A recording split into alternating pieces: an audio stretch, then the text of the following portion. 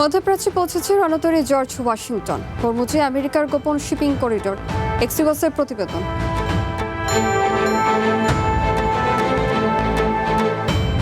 ফিলিস্তিনে ইসরায়েলে বসতি নির্মাণের পরিকল্পনায় পশ্চিমা দেশগুলোর উদ্বেগ।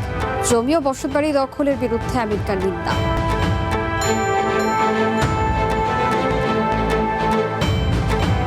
এবং ইউক্রেনে রাশিয়ার রাতভর হামলায় নিহত অন্তত 17, আহত কমপক্ষে 40। পরিকল্পিত হামলা বলে দাবি জেলেনস্কির।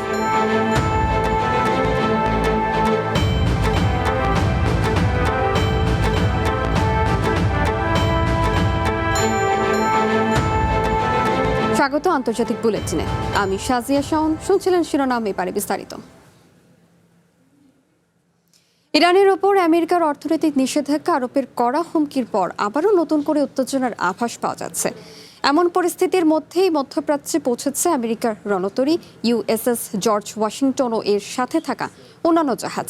এর আগে ইরানের ওপর আমেরিকা নতুন করে অর্থনৈতিক নিষেধাজ্ঞার নিন্দা জানিয়ে একে অর্থনৈতিক সন্ত্রাসবাদ আখ্যা দিয়েছে তেহরান। বুধবার ইরানের বিরুদ্ধে নজিরবিহীন অর্থনৈতিক যুদ্ধ ঘোষণার হুমকি দেন আমেরিকার প্রেসিডেন্ট ডোনাল্ড ট্রাম্প। ট্রুথ সোশ্যালে দেয়া এক পোস্টে তিনি জানান, যেসব দেশ বা প্রতিষ্ঠান ইরানকে কোনো ধরনের সহায়তা করবে তাদেরও মারাত্মক অর্থনৈতিক ক্ষতির মুখে পড়তে হবে। ট্রাম্পের এমন হুমকি যেন ইরান ও আমেরিকার সংঘাতের আগুনে আরও ঘি ঢালতে যাচ্ছে। ট্রাম্পের হুমকি ঘিরে পরিস্থিতি যখন উত্তপ্ত, তখন মধ্যপ্রাচ্যে এসে পৌঁছেছে আমেরিকার আরেক রণতরী ইউএসএস জর্জ ওয়াশিংটন ও এর সঙ্গে থাকা অন্যান্য জাহাজ।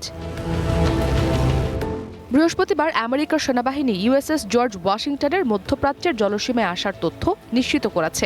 এক বিবৃতিতে সেন্টকম জানায়, গতকাল পৌঁছানোর পর পূর্ব নির্ধারিত মোতায়েনের অংশ হিসেবে মধ্যপ্রাচ্যে কার্যক্রম শুরু করেছে George Washington career strike group.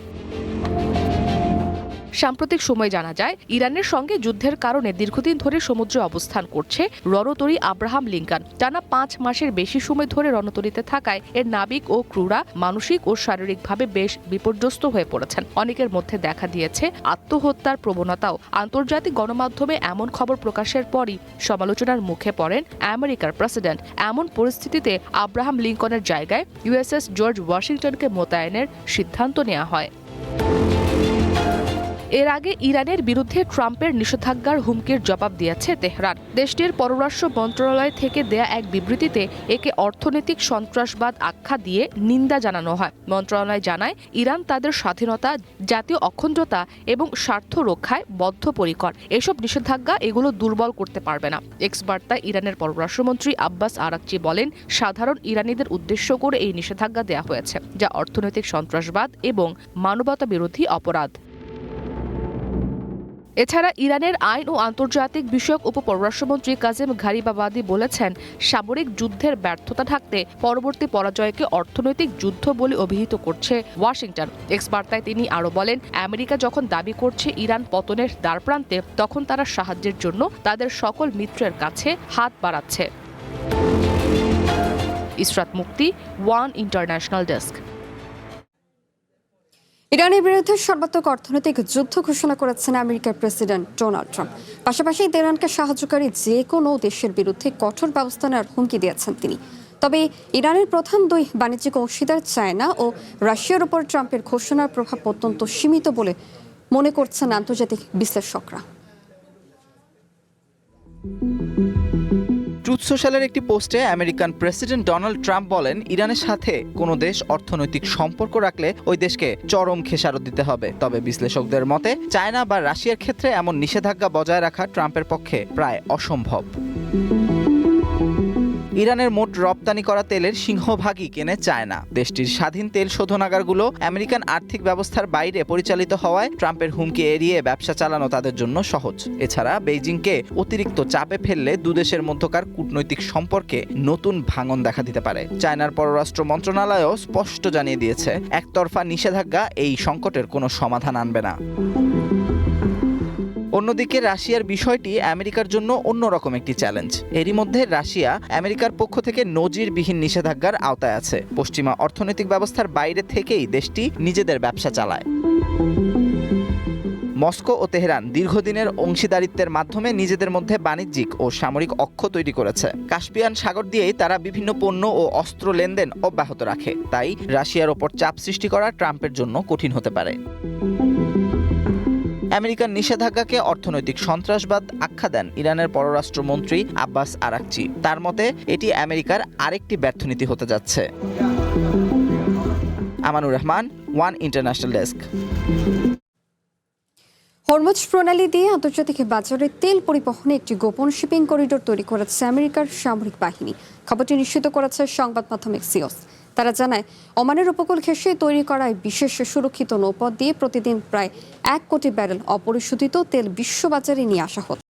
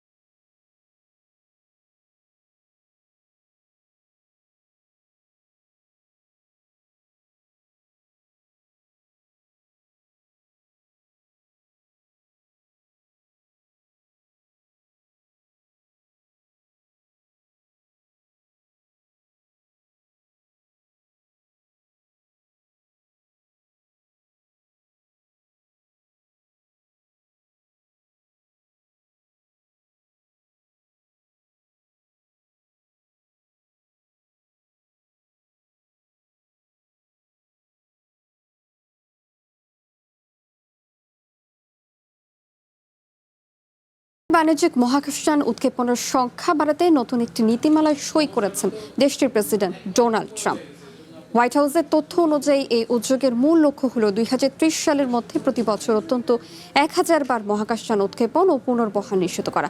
গত বছর এই সংখ্যা ছিল 178টি, যার বড় অংশই পরিচালনা করেছিল ইলন মাস্কের স্পেস এক্স।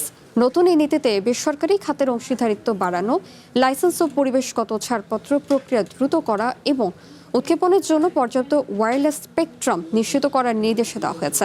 পাশাপাশি 2028 সালের মধ্যে চাঁদে মার্কিন নভোচারী পাঠানো এবং মঙ্গল গ্রহে মানুষের যাতায়াতের বাণিজ্যিক পথ সুগম করতে নাসাকে কাজ করার তাগিদ দেওয়া হয়েছে।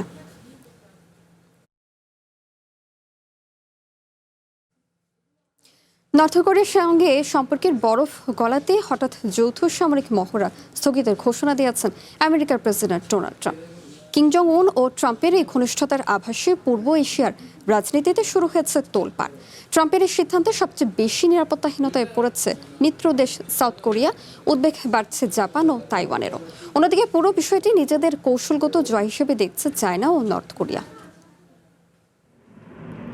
আমেরিকার প্রেসিডেন্ট ডোনাল্ড ট্রাম্পের নির্দেশে হঠাৎ স্থগিত আমেরিকা ও সাউথ কোরিয়ার যৌথ সামরিক মহড়া উলচি ফ্রিডম শিল্ড। এর ফলে 18,000 সেনা ও 11টি মিত্রদেশের অংশ নেয়া একটি বড় সামরিক অনুশীলন থমকে গেল। ট্রাম্পের দাবি, এই মহড়া একদিকে নর্থ কোরিয়ার জন্য উস্কানিমূলক, অন্যদিকে আমেরিকার অর্থের চরম অপচয়। এবছরের শেষ দিকে কিম জং উনের সাথে আবারও বৈঠকে বসার ইচ্ছা প্রকাশ করেন ট্রাম্প। কিমের সাথে ব্যক্তিগত সুসম্পর্কের দাবি করলেও মিত্রদেশ সাউথ কোরিয়ার ওপর বাড়তি চাপ সৃষ্টি করতে চাইছেন তিনি। সেনা মোতায়েনের খরচ বাবদ অতিরিক্ত অর্থ দাবি এবং ইরান সংঘাত ইস্যুতে সাহায্য না করায় সিউলের প্রতি অসন্তোষ প্রকাশ করেছেন আমেরিকার প্রেসিডেন্ট। ট্রাম্পের এই পদক্ষেপে ভূরাজনীতিতে লাভবান হয়েছে নর্থ কোরিয়া। ওয়াশিংটনের এই নমনীয়তাকে গুরুত্ব না দিয়ে কিমের বোন কিম ইয়ো জং সাফ জানিয়েছেন, নর্থ কোরিয়া কখনো পারমাণবিক অস্ত্র ত্যাগ করবে না। উল্টো রাশিয়ার সাথে সামরিক চুক্তি এবং ইউক্রেন যুদ্ধে 13,000 সেনা পাঠিয়ে ড্রোন যুদ্ধের অভিজ্ঞতা অর্জন করেছে পিয়ংইয়ং, যা তাদের সামরিক শক্তিকে আরও কয়েক গুণ বাড়িয়ে দিয়েছে।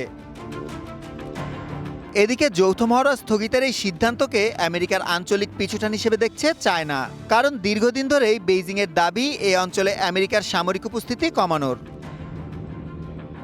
ওয়াশিংটনের হঠাৎ এমন নীতি পরিবর্তনে এশিয়ায় আমেরিকার নিরাপত্তার উপর নির্ভরশীল জাপান ও তাইওয়ানের মনেও দেখা দিয়েছে গভীর শঙ্কা।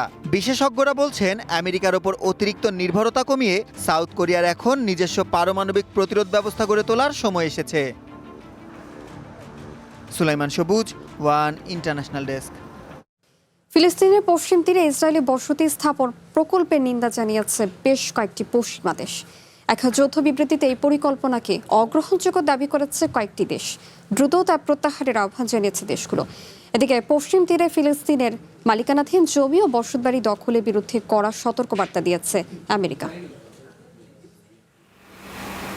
ফিলিস্তিনের পশ্চিম তীরে কৌশলগতভাবে গুরুত্বপূর্ণ এলাকায় প্রায় ১২০০টি ইহুদি বসতি স্থাপনের জন্য দরপত্র আহ্বানের পরিকল্পনা করেছে ইসরায়েল। এ পদক্ষেপে তীব্র উদ্বেগ জানিয়েছে ব্রিটেন, ফ্রান্স, জার্মানি, ইতালি ও কানাডা। এক যৌথ বিবৃতিতে পশ্চিমা দেশগুলো এই পরিকল্পনাকে অগ্রহণযোগ্য উল্লেখ করে তা অবিলম্বে প্রত্যাহারের আহ্বান জানিয়েছে। বৃহস্পতিবার প্রকাশিত ওই বিবৃতিতে বলা হয়, পশ্চিম তীরে বর্তমানে বসতি স্থাপনকারীদের সহিংসতা এবং ফিলিস্তিনি অর্থনীতির উপর কঠোর বিধিনিষেধের মধ্যে নতুন করে বসতি সম্প্রসারণের সিদ্ধান্ত আরও উদ্বেগজনক। এ ধরনের পদক্ষেপ শান্তির সম্ভাবনাকে আরও দূরে ঠেলে দেবে। এছাড়া আন্তর্জাতিক অঙ্গনে ইসরায়েলের অবস্থানকে দুর্বল করবে জানিয়ে সতর্কবার্তা দিয়েছে দেশগুলো। E1 নামে পরিচিত প্রায় ১২ বর্গ কিলোমিটার এলাকাটি পূর্ব জেরুজালেম ও ইসরায়েলি বসতি মালে আদুমিমের মধ্যবর্তী অঞ্চলে। বহু বছর ধরেই আন্তর্জাতিক চাপে সেখানে বড় ধরনের বসতি নির্মাণের পরিকল্পনা থেকে বিরত ছিল ইসরায়েল। ফিলিস্তিনি ও ইসরায়েলের বহু মিত্রের আশঙ্কা, E1 এলাকায় বসতি সম্প্রসারণ হলে পশ্চিম তীর উত্তর ও দক্ষিণ অংশে বিভক্ত হয়ে পড়বে। একই সঙ্গে বিচ্ছিন্ন হয়ে যেতে পারে পূর্ব জেরুজালেম। এর ফলে ভবিষ্যতে পশ্চিম তীরের রামাল্লাহ, পূর্ব জেরুজালেম ও বেথলেহেমকে যুক্ত করে একটি ধারাবাহিক ফিলিস্তিনি নগরাঞ্চল গড়ে তোলার সম্ভাবনাও বাধা পাবে। ইসরায়েলি আবাসন মন্ত্রণালয় বুধবার ৩,৪০১টি অনুমোদিত আবাসন ইউনিটের মধ্যে ১,২34টির জন্য দরপত্র আহ্বান করেছে। দরপত্র জমা দেওয়ার শেষ সময় নির্ধারণ করা হয়েছে ১৯ অক্টোবর, অর্থাৎ ২৭ অক্টোবরের ইসরায়েলি সাধারণ নির্বাচনের মাত্র কয়েকদিন আগে। ফলে নির্বাচনের পর নতুন সরকার এলেও এই দরপত্র বাতিল করা কঠিন হতে পারে। এদিকে পশ্চিম তীরে ফিলিস্তিনিদের মালিকানাধীন জমি ও বসতবাড়ি দখলের বিরুদ্ধে ইসরায়েলি বসতি স্থাপনকারীদের কড়া সতর্কবার্তা দিয়েছে আমেরিকা। ইসরায়েলে নিযুক্ত আমেরিকার রাষ্ট্রদূত মাইক হাকাবি জানান, অন্যের জমি জোর করে দখল করে বাসিন্দাদের উচ্ছেদ করা কেবল মানুষের তৈরি আইনের পরিপন্থী নয়, এটি স্বয়ং সৃষ্টিকর্তার আইনেরও চরম লঙ্ঘন। ইসরাত মুক্তি, ওয়ান ইন্টারন্যাশনাল ডেস্ক। ফিলিস্তিনিদের ফাঁসি দেওয়ার জন্য মঞ্চ নির্মাণের ভিডিও প্রকাশ করে চরম ক্ষোভের মুখে পড়েছেন ইসরায়েলের জাতীয় নিরাপত্তা মন্ত্রী ইতামার বেন গাভির। বেন গাভিরের এই বিতর্কিত পদক্ষেপের তীব্র নিন্দা জানিয়েছে জাতিসংঘ। সামাজিক মাধ্যমে প্রকাশিত ওই ভিডিওতে নির্মাণাধীন একটি ফাঁসির মঞ্চ দেখিয়ে বেন গাভির বলেন, সামরিক আদালতে সাজাপ্রাপ্ত ফিলিস্তিনিদের এখানে মৃত্যুদণ্ড দেওয়া হবে। এ ফাঁসি দেওয়ার জন্য স্বজনদের সুবিধার্থে বিশেষ কক্ষ তৈরি করা হচ্ছে। তবে মানবাধিকার সংস্থা অ্যামনেস্টি ইন্টারন্যাশনালের মতে মৃত্যুদণ্ডের আইনটি ফিলিস্তিনিদের জন্য তৈরি করা হয়েছে। এদিকে উস্কানিমূলক বক্তব্যের জন্য এরই মধ্যে ফ্রান্স, জার্মানি ও জাতিসংঘের তোপের মুখে পড়েছেন বেন গাভির।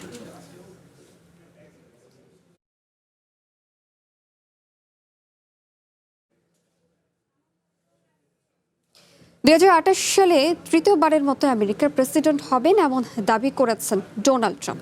যদিও দেশটির আইন বলছে প্রেসিডেন্ট হিসেবে একজন ব্যক্তির ২ মেয়াদের সীমাবদ্ধতা রয়েছে। এর মধ্যে আলোচনার শীর্ষে উঠে এসেছে চায়না ও কানাডিয়ান শিক্ষাবিদ সুইচিন জিয়াং এর ভবিষ্যৎবাণী। তার মতে আইনের ফাঁক বের করে আবারও আমেরিকার প্রেসিডেন্ট হবেন Donald Trump. Now I'm going to do it again. Thank you. কয়দিন আগে রসিকতার ছলে তৃতীয় মেয়াদে প্রেসিডেন্ট হওয়ার আকাঙ্ক্ষার কথা জানিয়েছিলেন ডোনাল্ড ট্রাম্প। শুধু তাই নয়, চতুর্থবার নির্বাচনে প্রতিদ্বন্দ্বিতা করতে চান তিনি। 2028 লেখা একটি টুপিও প্রকাশ্যে এনেছেন ট্রাম্প। চলতি বছরের নভেম্বরে আমেরিকার মধ্যবর্তী নির্বাচন। সেখানে রিপাবলিকানরা সুবিধা করতে না পারলে কংগ্রেসের দখল যাবে ডেমোক্রেটদের হাতে। এমন অবস্থায় 2028 সালের নির্বাচনের পর হোয়াইট হাউসের ক্ষমতা কার হাতে যাবে, এই নিয়ে নানা বিশ্লেষণ সামনে আসছে। আলোচনার শীর্ষে উঠে এসেছে চায়না বংশোদ্ভূত কানাডিয়ান শিক্ষাবিদ জোয়েকিনের ভবিষ্যৎবাণী। And then Trump did something that told you everything you needed to know. He threatened long prison sentences for whoever leaked it. 2024 সালেই তিনি বলেছিলেন দ্বিতীয়বারের জন্য প্রেসিডেন্ট হবেন ডোনাল্ড ট্রাম্প। তা সত্যি হয়েছিল। এবার বিশ্লেষণমূলক আলোচনার মাধ্যমে তিনি আবারও ঘোষণা করেছেন তৃতীয়বারের জন্য ক্ষমতায় ফিরবেন ডোনাল্ড ট্রাম্প। আমেরিকার সংবিধানের 22তম সংশোধনী অনুযায়ী কোনো ব্যক্তি দুইবারের বেশি প্রেসিডেন্ট হতে পারবেন না। তাই বর্তমান নিয়মে 2028 সালে ট্রাম্পের তৃতীয়বারের প্রেসিডেন্ট হওয়ার সুযোগ নেই। তবে জিয়াংয়ের মতে সংবিধানের নিয়মকে ফাঁকি দিতে 2028 সালের নির্বাচনে ভাইস প্রেসিডেন্ট পদে প্রতিদ্বন্দ্বিতা করতে পারেন ডোনাল্ড ট্রাম্প, আর প্রেসিডেন্ট পদে লড়াই করতে পারেন ট্রাম্পের পুত্র এরিক ট্রাম্প। নির্বাচনে জিতে পদত্যাগ করতে পারেন তিনি। সেক্ষেত্রে যদি নির্বাচিত প্রেসিডেন্ট পদত্যাগ করেন তবেই ট্রাম্পই হবেন প্রেসিডেন্ট। তবে জিয়াং স্বীকার করেছেন, ট্রাম্প যদি তৃতীয়বার ক্ষমতায় থাকার কোনো পথ খুঁজে নেন তাহলে বিষয়টি শুধু সাংবিধানিক বিতর্কের সীমাবদ্ধ থাকবে না, এটি আমেরিকার রাজনৈতিক ব্যবস্থায় বড় ধরনের অস্থিরতা তৈরি করতে পারে। তার আশঙ্কা, ট্রাম্প ক্ষমতা ধরে রাখার জন্য দেশে জরুরি অবস্থা জারি করা বা যুদ্ধকালীন বিশেষ ক্ষমতার উপর নির্ভর করার চেষ্টাও করতে পারেন। Masud Rana, one international desk. ইউক্রেনের রাজধানী কিয়েভের আশেপাশের অঞ্চলে ভয়াবহ বিমান হামলা চালিয়েছে রাশিয়া। এতে অন্তত 17 জন নিহত এবং 40 জনের বেশি আহত হয়েছেন। বৃহস্পতিবার রাতভর চালানো এই হামলাকে গত 4.5 বছরের মধ্যে অন্যতম নিন্দনীয় পরিকল্পিত হামলা বলে অভিহিত করেছেন ইউক্রেনের প্রেসিডেন্ট ভলোদিমির জেলেনস্কি। তিনি অভিযোগ করেন, মিত্র দেশগুলোর কাছে থেকে আকাশ প্রতিরক্ষা ব্যবস্থা, বিশেষ করে পেট্রিয়ট ক্ষেপণাস্ত্রের মজুদ পূরণে ব্যর্থতার কারণেই এত প্রাণহানি ঘটেছে। ইউক্রেনের বিমান বাহিনীর তথ্য মতে রাতভর কয়েক ডজন ক্রুজ, হাইপারসনিক ক্ষেপণাস্ত্র ও প্রায় 68টি ড্রোন নিক্ষেপ করেছে রাশিয়া। এর মধ্যে 90% ড্রোন এবং বেশিরভাগ ক্রুজ ক্ষেপণাস্ত্র ভূপাতিত করা হলেও বড় রকমের ক্ষয়ক্ষতি এড়ানো যায়নি। এদিকে রুশ প্রতিরক্ষা মন্ত্রণালয় দাবি করেছে, তারা কিয়েভের আশেপাশে ড্রোনের যন্ত্রাংশ উৎপাদনকারী স্থাপনা, সামরিক ডিপো ও রসদ সরবরাহ কেন্দ্রকে লক্ষ্য করে হামলা চালিয়েছে। নাইজেরিয়ার উত্তর পশ্চিমাঞ্চলের সোকোটো রাজ্যে অতিরিক্ত যাত্রী নিয়ে একটি নৌকা ডুবে অন্তত 50 জন মারা গেছেন। নিহতদের বেশিরভাগই শিশু বলে জানিয়েছে স্থানীয় সূত্র। সোকোটো রাজ্যের গোরনীয় এলাকায় এই দুর্ঘটনা ঘটে। ন্যাশনাল ইনল্যান্ড ওয়াটারওয়েজ অথরিটির স্থানীয় ব্যবস্থাপক জানান, দুর্ঘটনার পর সেখানে উদ্ধার কার্যক্রম চলছে। অতিরিক্ত যাত্রী বহন এবং নিরাপত্তার নিয়ম না মানার কারণে নাইজেরিয়ার নদীগুলোতে এই ধরনের দুর্ঘটনা প্রায়ই ঘটছে।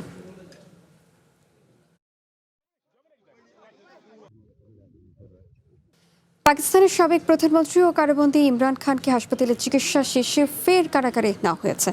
শুক্রবার ভোরে কড়া নিরাপত্তায় তাকে ইসলামাবাদের একটি হাসপাতালে নেওয়া হয়।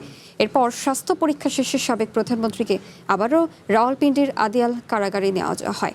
এর আগে শুক্রবার সাংবাদিকদের পাঠানো এক বার্তায় পিটিআই জানায়, সুপ্রিম কোর্টের আদেশের পর সাবেক প্রধানমন্ত্রী ইমরান খানকে আদিয়ালা কারাগার থেকে ইসলামাবাদের শিফা ইন্টারন্যাশনাল হাসপাতালে নেওয়া হয়েছে। 3 বছরের বেশি সময় ধরে কারাগারে থাকা ইমরান খানের শারীরিক অবস্থার অবনতি হয়েছে বলে দীর্ঘদিন ধরে অভিযোগ করে আসছেন তার সমর্থকরা। এরই প্রেক্ষিতে সুপ্রিম কোর্টের আদেশের পর অবশেষে ইমরান খানকে হাসপাতালে নেওয়া হয়। ধারণা করা হয়েছিল ইমরানকে হয়তো বেশ কিছুদিন হাসপাতালে রাখা হবে, কিন্তু মাত্র কয়েক ঘন্টা পরেই তাকে আবারও কারাগারে ফিরিয়ে আনা হলো।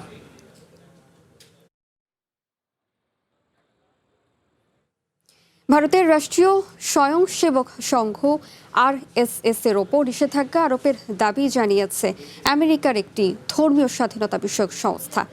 একই সঙ্গে সংগঠনটির কোনো নেতার সঙ্গে উচ্চ পর্যায়ে বৈঠক বা কূটনৈতিক সৌহার্দ্য বিনিময় না করতে আমেরিকা সরকারের প্রতি আহ্বান জানিয়েছে তারা। আমেরিকার কমিশন অন ইন্টারন্যাশনাল রিলিজিয়ান্স ফ্রিডমের পক্ষ থেকে এই আহ্বান জানানো হয়েছে। সংস্থাটির দাবি, RSS এর বিভিন্ন শাখা ধর্মীয় সংখ্যালঘুদের ওপর হামলায় জড়িত রয়েছে। RSS এর শীর্ষ নেতা মোহন ভগতের আসন্ন আমেরিকা সফরের প্রেক্ষাপটে এই দাবি জানালো সংস্থাটি। এছাড়া সামাজিক যোগাযোগ মাধ্যমে বিভিন্ন মানবাধিকার গোষ্ঠী RSS এর ধর্মীয় আধিপত্যের সমালোচনা করছেন। তবে ভারতের পক্ষ থেকে জানানো হয়েছে এই সংস্থাটির মূল্যায়ন সঠিক নয়, তবে তাদের দেওয়া তথ্যগুলোর কোনো ভিত্তি নেই।